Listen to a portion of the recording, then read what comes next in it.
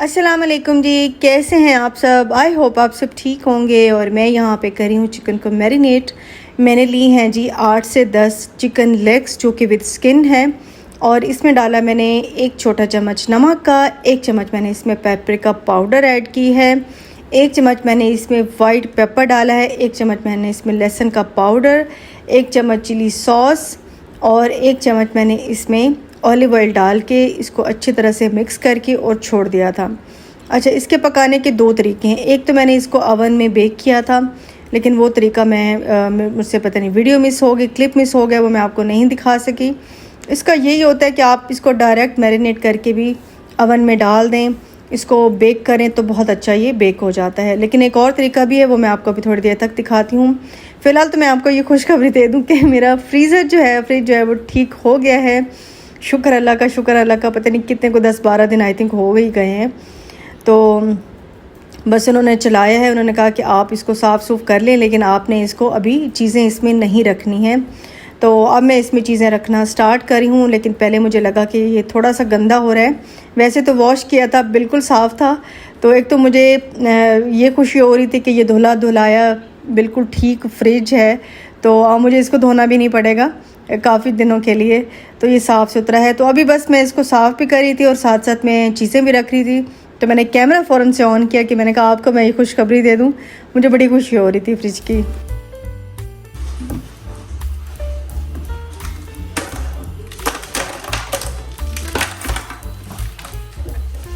और इसका जो एक्स्ट्रा बॉक्स होता है फ्रीज़र के अंदर, तो इसमें मैं बर्फ़ डाल के क्यूब स्पेशली रख देती हूँ कि जब भी ज़रूरत हो। गर्मियों में तो आपको पता है वैसे बड़ी ज़रूरत होती है, और कोई अचानक मेहमान भी आ जाएं तो उनके लिए भी बर्फ़ का एक्स्ट्रा इंतज़ाम होना चाहिए। तो बस मैंने इसमें बर्फ़ निकाल के रख दी और सोनिया को भी कह रही थी कि इसी में अब रखा करो। अच्छा जी, अब मैंने क्या किया कि वैसे तो मैंने लेग्स ओवन में बनाई थी, लेकिन वो क्लिप मिस हो गया, तो बाकी जो 2-3 बची हुई थी तो मैं बेटी को बना कर दे रही थी। तो मैंने बस इसको सिंपल छोटे से बर्तन में डाला, मतलब कढ़ाई या पैन में डालें, कवर करें तो थोड़ी देर बाद ये खुद ही कुक हो जाएंगी। ऊपर नीचे साइड बदलते रहें तो बड़ी मज़े की ये कुक हो जाती हैं, अंदर तक पक जाती हैं। तो जी अब है सुबह का टाइम और मैं ज़रा आई हूँ किचन में। मुझे थोड़े से काम भी थे। सबसे पहले तो बर्तन देख के ना तो मैं छोड़ती नहीं हूँ, मैं फ़ौरन ही धोने लग जाती हूँ। तो बर्तन मुझे अच्छा नहीं लगता कि मैं किचन में काम करती रहूँ और बर्तन पड़े रहें। तो सबसे पहले मैं नाश्ते के बर्तन धो रही हूँ।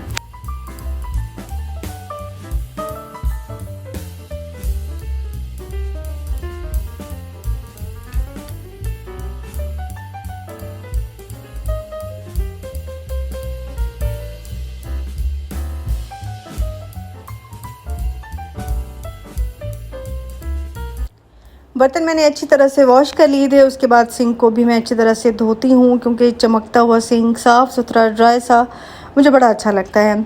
आज थोड़ा सा मेरा इरादा था कि मैं किचन की सफाई करूँ, कि कैबिनेट करके अब मैं ज़रा स्टार्ट कर दूँ, क्योंकि एक तो ईद भी खैर से आने वाली है और उसके लिए तैयारी मैं अभी से शुरू कर दूँ, क्योंकि एकदम से फिर काम बड़ा मुश्किल हो जाता है।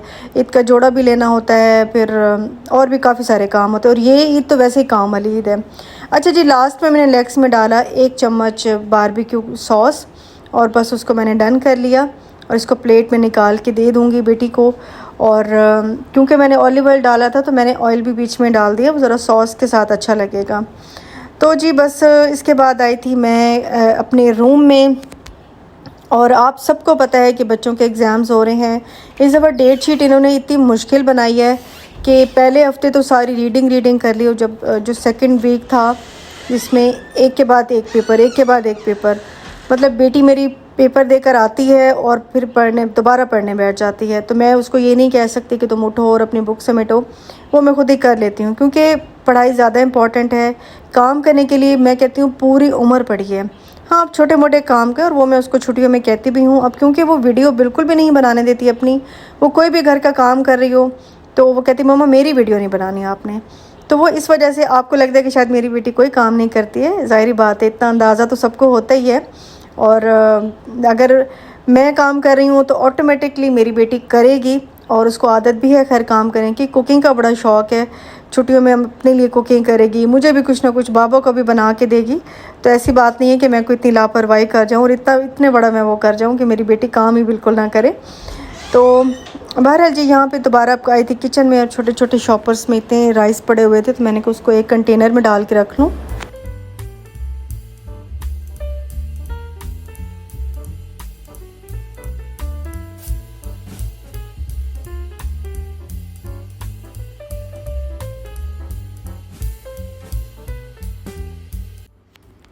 और ये वाला जो कंटेनर है ना, इसमें पहले पार्टीशन थी, लेकिन पार्टीशन बड़ी डिस्टर्ब करती थी ना, मतलब पार्टीशन का कोई फ़ायदा ही नहीं था। तो मैंने इसकी पार्टीशन ख़त्म करके तो मैंने सिर्फ इसमें पक्की बासमती रख लेती हूँ, वरना पहले मैं एक साइड पे कच्ची बासमती रखती थी और दूसरी साइड पे पक्की बासमती रखती थी। अब मैंने कच्ची बासमती एक और डब्बे में रखना शुरू कर दिया है। और ये मैंने कंटेनर निकाला है जिसमें बहुत सारी चीज़ें पड़ी हुई थी, तो मैं ज़रा इनकी छांटी करी थी। एक तो ये है कि ज़रा जो रीफ़िल करने वाली चीज़ें होती हैं उनको मैं रीफ़िल कर लूँगी। कोई बीच में बिल्कुल ही शॉपर से जो होते हैं वो फट जाते हैं, वो उससे बड़ा ख़राब हो जाता है कंटेनर। जो एक्सपायरी होती है मैं उनको फेंक देती हूँ।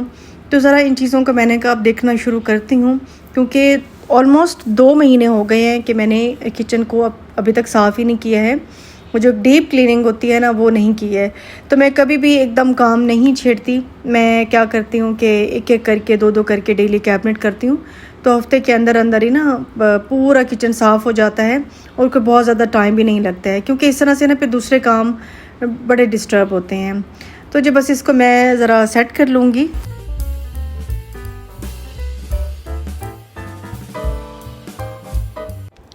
अच्छा, सर्दियों में ना स्पेशली मैंने ये कॉर्न बड़े लिए हैं। रात को पॉपकॉर्न खाते हुए टीवी देखना बड़ा अच्छा लगता था। तो अभी मैं देख रही थी मेरे पास इतने सारे पैकेट रखे हुए थे, तो मैंने कहा इनको मैं एक ही डब्बे में डाल के रख लूँ, पता तो चले कि अच्छा पड़े हैं या नहीं पड़े। क्योंकि मैं जब भी ग्रॉसरीज लेने जाती थी तो मैं इसका 1-2 पैकेट ना उठा लेती थी, और बनते क्योंकि कम थे, क्योंकि मुझे बड़ा शौक़ है, सबसे ज़्यादा मुझे शौक़ है पॉपकॉर्न खाने का। बाकी घर में कोई इतना खाता नहीं है, तो बस वो पड़े के पड़े ही रह गए।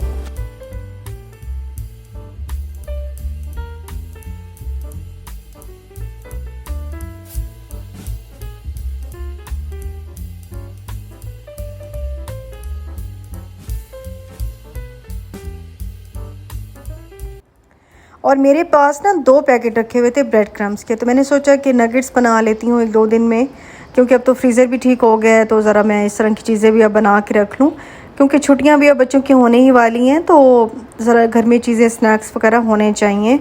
तो बाहर के जो ब्रेड क्रम्स होते हैं उनसे आप जो भी स्नैक्स बनाते हैं, एक तो वो सॉगी नहीं होते हैं, बड़े क्रिस्पी रहते हैं और बड़े मज़े के रहते हैं। घर वाले भी अच्छे बन जाते हैं, लेकिन ये है कि मुझे बाहर वालों का जो एक टेस्ट है और जो एक टेक्सचर है उसका ज़्यादा मुझे अच्छा लगता है, तो इसलिए मैं ज़रा बाहर वाले ज़्यादा प्रेफर करती हूँ।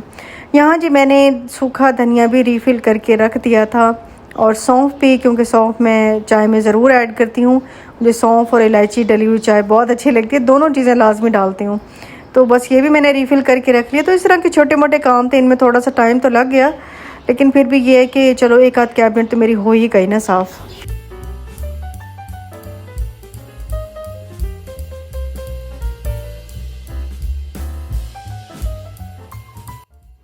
और रीफ़िल करके जो जो भी चीज़ें बच गई थी ना, उनको मैंने स्टेपल कर दिया था या फिर क्लिप्स लगा लिए थे, तो ये कि उस तरह वो चीज़ें फ़्रेश रह जाती हैं। और इस तरह मेरा एक चीज़ तो चलो सेट हो गई ना।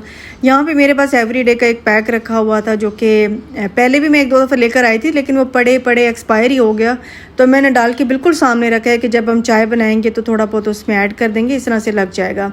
क्योंकि सेपरेट चाय तो हम में से कोई भी नहीं पीता, हम सब मिक्स चाय पीते हैं, तो मिक्स चाय में चलो ये लगता रहेगा।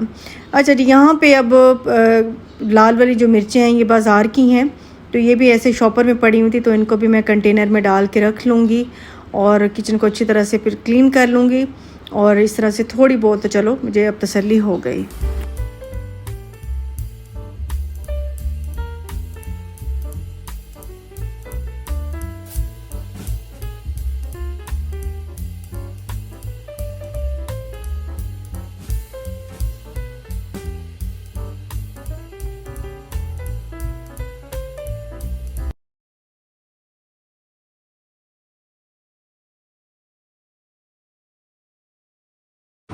शुक्र है कि फ्रिज ठीक हो गया है, क्योंकि मैं काफ़ी तंग हो रही थी बहुत ज़्यादा।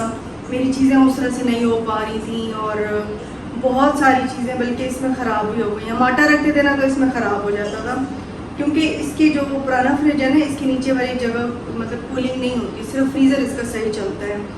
बर्फ़ से ही बन जाती थी और उसकी ठंडक होती थी।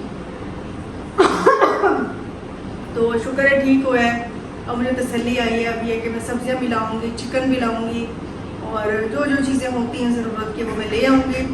अच्छा, कल मुझे काफ़ी सारे कमेंट्स आ रहे थे कि आपने इतना कम खाना बनाया। बिल्कुल खाना कम था। और मुझे पहले था कि 4-5 लोग आ रहे हैं ना, तो मैंने उस हिसाब से खाना बना लिया था, लेकिन बाद में खैर से वो ज़्यादा मेहमान आ गए।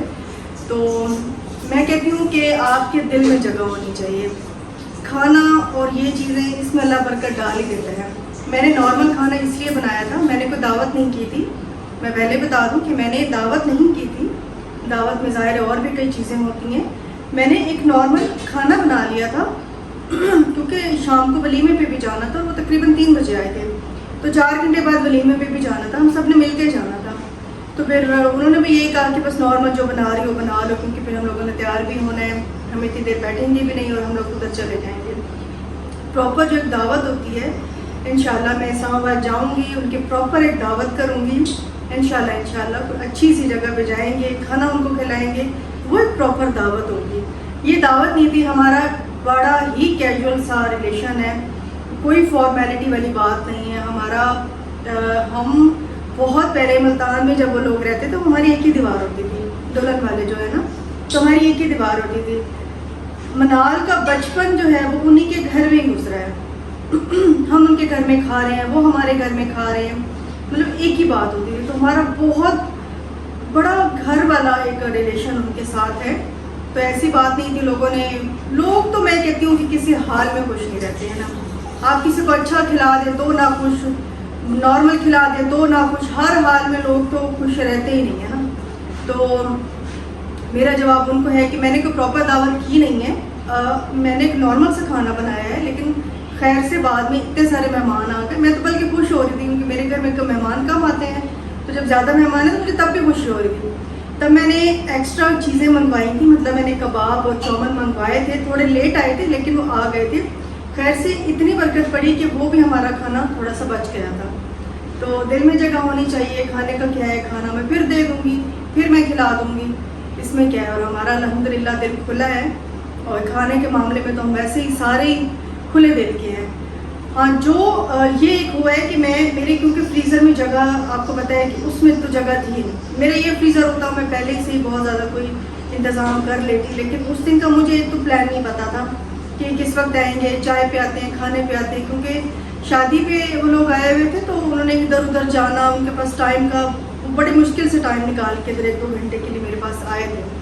तो ये चीज़ें थी, मैंने कहा सबको क्लियर कर दूँ कि दुल्हन वालों की दावत उसके घर वालों की स्पेशली मैं जाकर इस्लामाबाद करूँगी, और जब भी जाऊँगी करूँगी उनकी दावत। अभी तो फ़िलहाल एक नॉर्मल सा खाना था, और मतलब दिल में जगह होनी चाहिए। उन्होंने कोई माइंड नहीं किया कि हमें ये नहीं खिलाया तो वो नहीं खिलाया, वो भी खुश हो गए। मुझे थोड़ा सा था कि मैं ज़रा ज़्यादा अच्छा कर लेती, लेकिन नहीं कर सकी। हाँ, ये है कि मुझे बहुत खुशी हुई है उनके आने की, बहुत ज़्यादा खुशी हुई है। हमारा घर पूरा भर गया था, ऊपर नीचे सारा, इधर उधर सारे लोग ही लोग थे, तो इसकी असल खुशी थी, मुझे बहुत खुशी हो रही थी। तो बहरहाल मैंने कहा आपको थोड़ा सा मैं बता दूँ इस तरह की चीज़ें। तो अभी मैं चाहूँगी आपसे इजाज़त, इंशाल्लाह मिलूँगी आपसे नेक्स्ट ब्लॉग में। अपना बहुत ख्याल रखिएगा। अल्लाह हाफ़िज़। Bye bye.